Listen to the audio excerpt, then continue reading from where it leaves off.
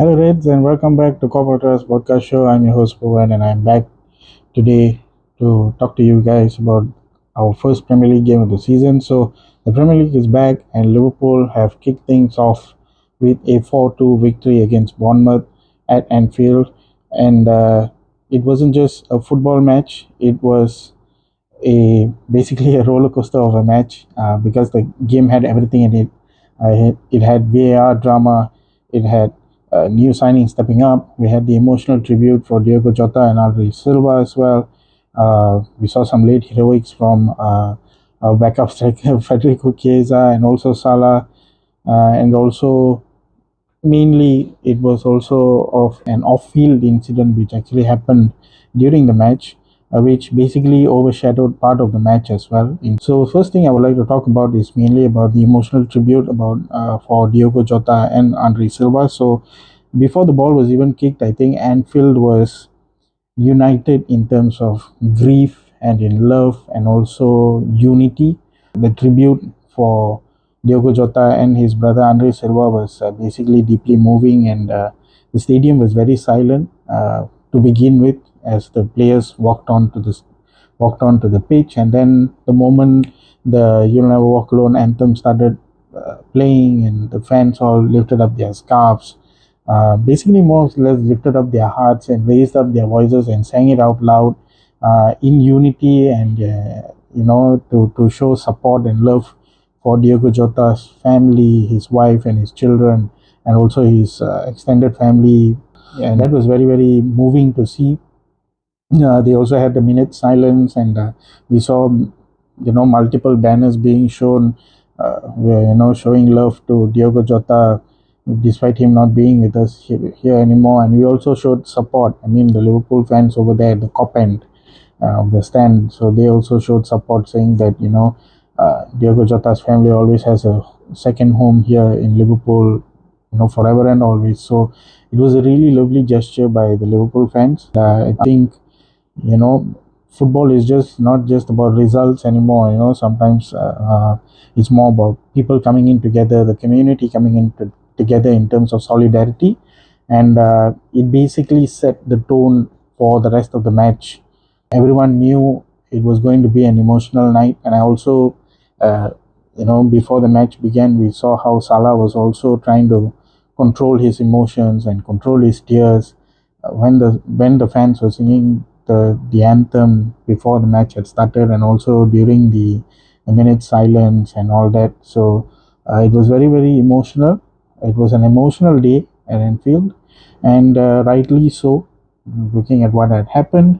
But the game didn't just go into the emotional tribute as well. So let's talk about Hugo Ekitike's dream debut.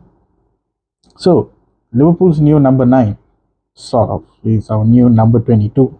So he couldn't have scripted even better than that. I think we saw the goal in the. I mean, we saw his goal in the Community Shield. I think it gave us a glimpse of what is to be expected of Hugo Ekitike, and he couldn't have scripted it better. It's his debut at Anfield and a debut goal to kick off his Liverpool career, and then I think it was a very well scored goal. Uh, you know, Basically what impressed me was his maturity. I mean, he played with a lot of maturity despite his age. He's a very young, talented player. There were multiple moments where he would drop deep and he would connect with the midfield, especially with Florian Wirtz, especially with McAllister and Soboslai as well. I think his debut was really good. He kept pressing the Bournemouth backline. He always finds pockets of spaces in between the midfield and the defense of Bournemouth. I think that was very, very good to see. His link-up play with Florian Wirtz was very good, especially also with Gakpo as well. You could slot basically once not only just Ekitike or whoever was going to lead the front line of Liverpool to be that multifunctional sort of player. And I think Ekitike showed us a glimpse of that in the Community Shield, and he also showed that capacity and that capability in this game. So he can be that. He can be this quick, powerful, intelligent player, and it's a proper debut statement for Hugo Ekitike. It's a good start for him. Definitely a good start for him. So now let's talk about Florian Wirtz. So our new creative engine, Florian Wirtz, in terms of a Premier League debut, It's finally good to see Florian Wirtz in a Liverpool shirt debuting for us, and it was very good to see. You could instantly tell, with his involvement in the game, why we really spent so much on a generational talent. So he consistently found half spaces, in between Bournemouth's midfield and defense, and you know, uh, turning the ball away. I mean, not to say turning the ball away. He would always find ways to keep the possession under pressure. Always trying to find ways to move forward, or constantly finding Gakpo, Ekitike, Salah. His link up play with the midfield three, with himself, McAllister and Soboslai. It was really good to watch. Uh, he made a lot of disguised passings as well to make sure Ekitike and Salah try to break the lines, try to beat the offside trap, and also he often drifted wide and certain times to link up with Frimpong as well. So that chemistry is really what we need to see flourish even more.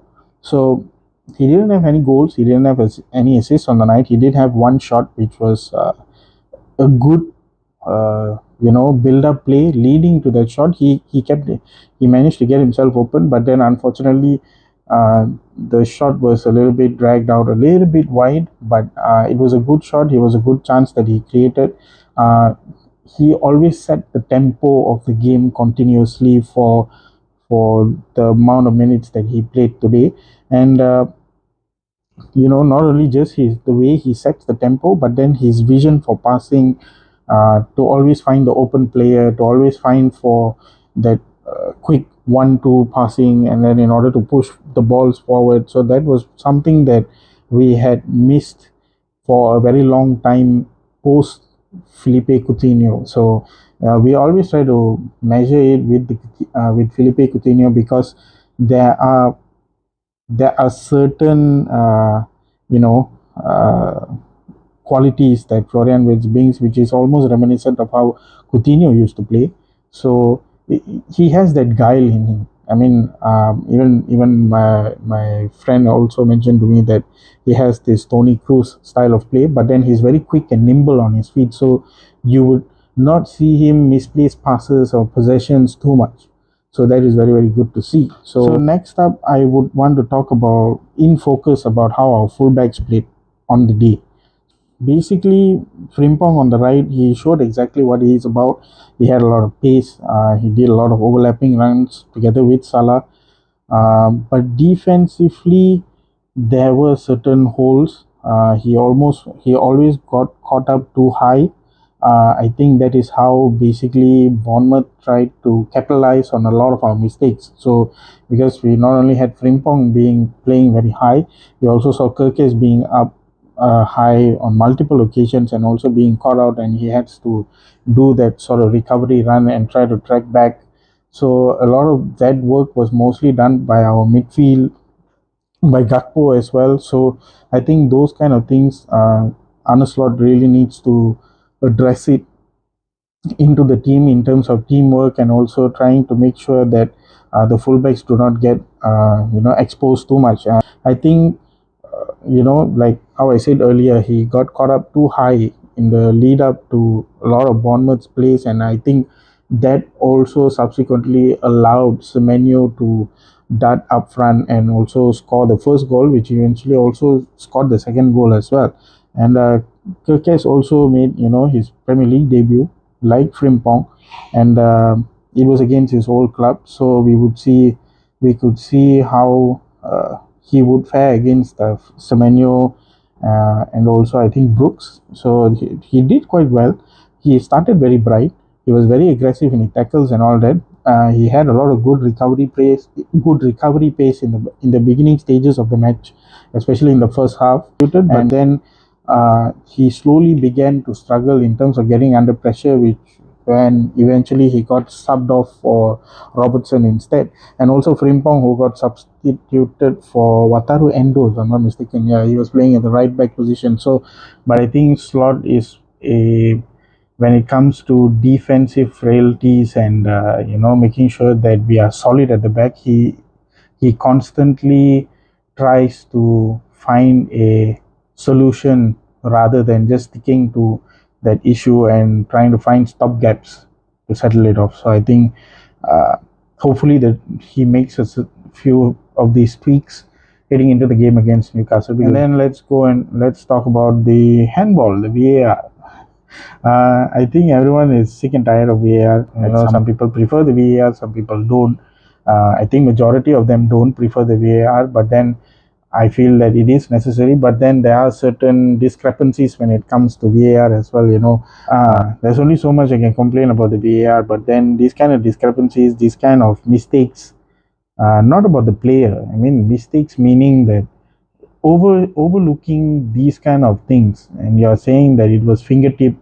Doesn't really say that just because it's a fingertip, it's not a hand, it's part of your hand. So, these kind of logics are some of the things that we really need to take into concern. So, let's talk about the defensive release, which is the absolute most important part of it all in terms of this match was concerned. So, as exciting we were on attack, we were very, very vulnerable in defense.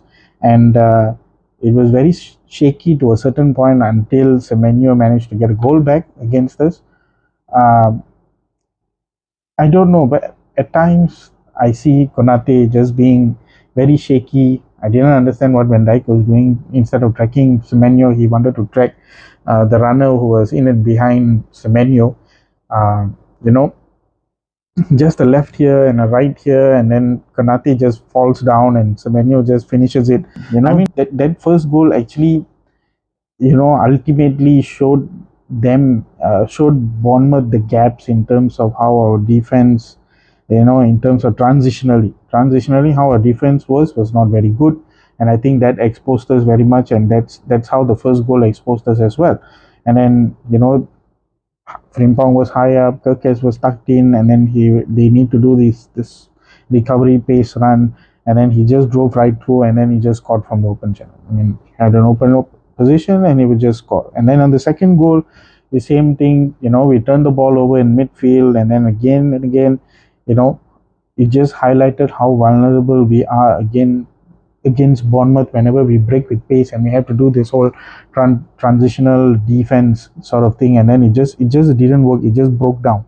And I think with that 2-goal advantage that we had, and then with Semenyo scoring, and I think it just sucked the life out of us. But but we still won the match. We won the score. The score went up to 4-2. So we had late goals from Salah, and we also had the late goal from Chiesa, which ideally would be Chiesa first, and then Salah would be the last to seal the game off. So let's come to that. Now, thankfully, we had a backup striker like Chiesa to come in and score the last minute goal for us. The late game belonged to us. He came off the bench, and then he immediately made that instant impact, scoring for us. And the ball came in from Alisson. Szoboszlai controlled it, passed it over to Salah. He would then find the cross, and then Curtis Jones would try to attack the ball, but then the keeper would save it. And then there was a fumbling happening between the center backs of Bournemouth, and then ultimately the ball bounced off one of them, and then Chiesa would just smash it in with his right foot, and it would go in, and Anfield was just buzzing. It just went crazy. Everyone wants to see him do well because we know the caliber of player he was. In the Euros a few years ago, we saw glimpses of Federico Chiesa and how damn good he is. And then Mo Salah does what Mo Salah does.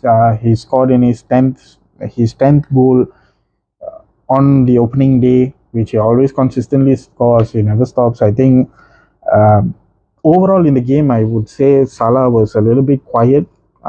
There were certain instances that he was very much involved in the game. He had one or two shots here and there, and sometimes there was that egotistical side of him that would say that he would want to create that particular chance for himself rather than laying it off for another player. You could see him do that, but not on a consistent manner. But he did make sure that he would want to provide for the other players as well. So, but then he was a little bit off key for like the first half, even in the second half as well. I think towards the end of the match, then that's when you see the fire was starting to burn really bright for Salah, and then that particular finish at that last goal that he scored against Bournemouth, I think that showed why Salah is Mohamed Salah. I think he's already tied for fourth with Andy Cole in the all-time Premier League goal-scoring charts. I mean, one of the greatest wide wing forwards of our generation. I mean, in Liverpool's history as well. He always scores in his season openers, and I think it was a perfect way to top off the victory against Bournemouth. And he's that is his 105th goal in Anfield, and I think every week he just rewrites history, and hopefully this will give him that momentum moving forward. And another thing I would like to touch also, he was very, very emotional after the match against Bournemouth. I think it was very visible, and I felt that personally myself. I mean, when I see how Salah was very emotional when the cop sang Diogo Jota's song after the final whistle, and I mean it's just very heartbreaking, I guess. I mean, I don't know them personally. I don't know Mo personally or Jota personally. None of them. I'm here in Malaysia. I'm just a diehard Liverpool fan who loves watching football here, and even now I'm just being very emotional about it. So uh, life is short, and you know we never know what happens to anyone at any point in time. I think just cherish it. No, no, no, always cherish it. Because when I saw how Salah was emotional about Diogo, I mean, just sad to see. Like, uh, player psychology. I mean, not just player psychology, just I mean, human psychology is very, very important, especially not only just when you are an athlete. I mean, if just a general human being itself, is very, very important. When you lose a friend or a family member, it's not easy at that time of grief. You never know how is the grieving process. So I think even during the Community Shield match, Salah's head wasn't in the right place. He always seemed off. I mean, we even spoke about that, right? I mean, his head was not in the right place. I think there's a lot of things running on his mind. I think the fact that when he goes into the dressing room week in, week out, or when he goes into the training facility week in, week out, the thought of not seeing Diogo there, I mean, the thought of seeing that his locker is empty, and as fans, near, far, if you're in Liverpool, if you're in different parts of the world, the least we could do right now is just help the players in these kind of moments. And it's very unfortunate that this would happen. Even Slot mentioned as well in one of the post match interviews as well that one of the players that he was expecting mostly to come on and score the winning goal was Jota, but for terrible conditions reasons he's not here.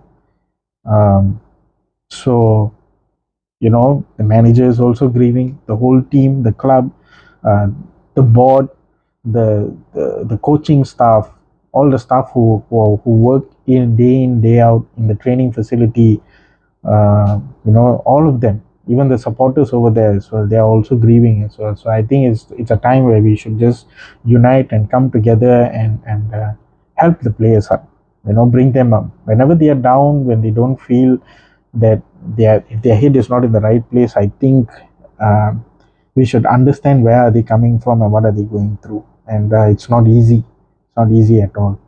So I mean, it's good that actually Salah actually got his opening goal. I mean, but towards the end, after the game, to see him be emotional and hearing Jota's song and all that, I think that speaks a lot about how he is grieving at this moment.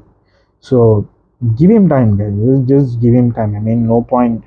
We are not going to get anything criticizing them through and through, all the time. Yes, in match again, you can criticize the way they play, the performance and everything, but then ultimately human feelings are important as well. So grieving for uh, a friend who is not here anymore, who is passed on, I think we need to give them time, we need to give them space, and we need to respect their emotions and feelings as well. I think basically that's what I want to come from. So that is that. Now, we won the game, we got the 3 points, but I think there's also one thing I forgot to mention as well, which was the so-called racism incident that happened with Semenyo as well. So, wow, it wasn't all just joy. So, it wasn't just all happy endings in the match, but this thing is very, very unfortunate. So, the game at some point actually got paused because Semenyo had reported to the referee that there was a racist abuse that he reported to the referee while the match was going on. So, I'm not sure which time it happened, but then I think it was somewhere around the first half or in the second half.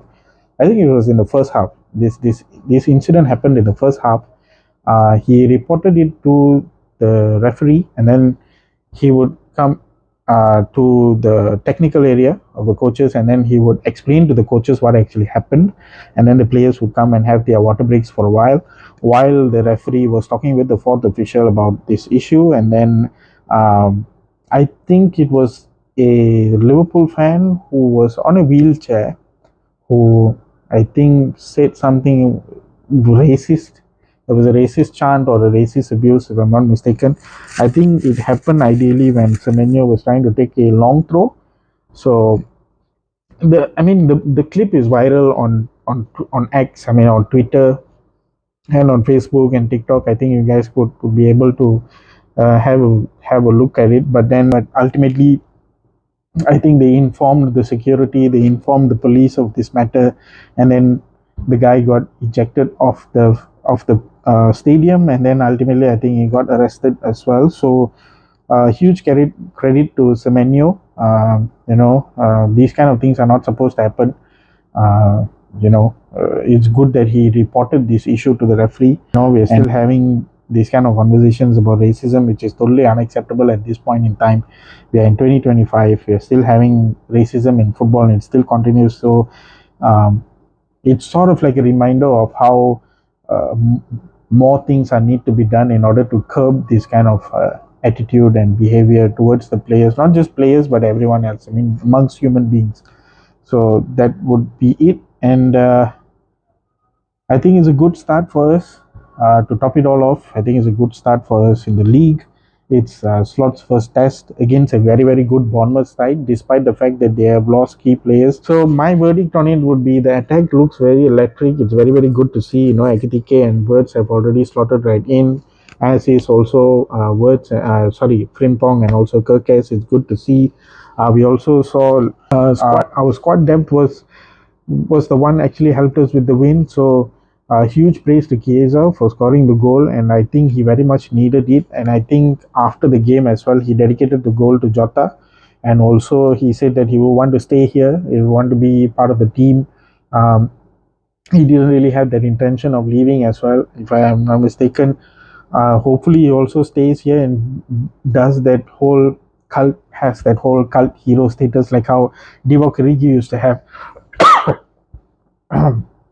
So hopefully this would kick on his career at Liverpool even more further. And despite all that, the defensive cracks still remain. So hopefully Slot tweaks it before after the international break, so that once when we face Newcastle, we can find solutions to this problem. So it was entertaining, it was chaotic, and then ultimately it was successful. So, but Slot knows exactly what are the issues that he is facing, and then he would definitely address it during training. So there it is. So Liverpool 4, Bournemouth 2, a night of tributes, drama, controversy, and also late heroics by our players. So a lot of glimpse to the future as to what we can see on the pitch. A lot of promise. There are vulnerabilities.